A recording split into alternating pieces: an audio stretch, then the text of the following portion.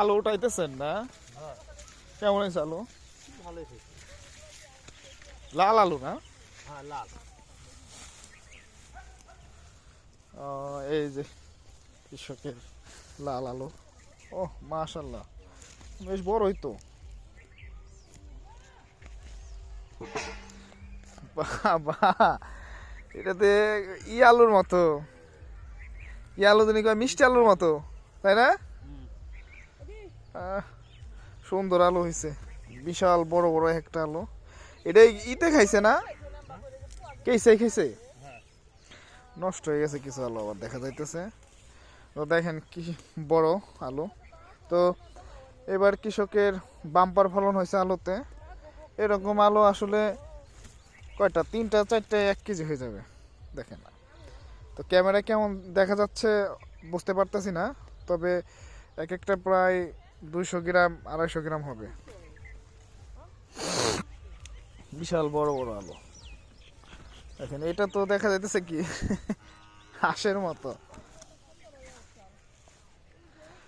ভালোই হয়েছে তাই না? এটা শতাংশতে কতখানি হইতে পারে? তাই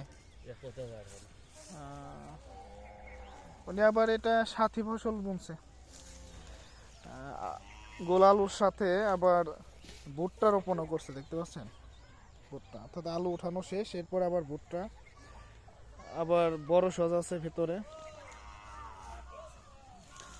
আপনাকে বাড়ি কোথায় ভাই? নাটোর জেলা। এখন হলে ধান ধান বুনতে আসছিলেন তাই না? ধান বুনবেন, শস্য ওঠানো শেষ? শস্য নাই চাচা, অল্প। ও, এই যে আমি আপনাকে একটু উঠাইও দেখাইতেছি। এই দেখেন, একটা গাছ ছিল, গাছ উঠাইছে। এই দেখেন পেছন দিয়ে কত বিভিন্ন সাইজের আছে দেখেন, বড় ছোট সব সাইজের আলু আছে। তো এটা লাল জাতের আলু, একটা সাদা আছে আর এটা হচ্ছে লাল জাতের আলু।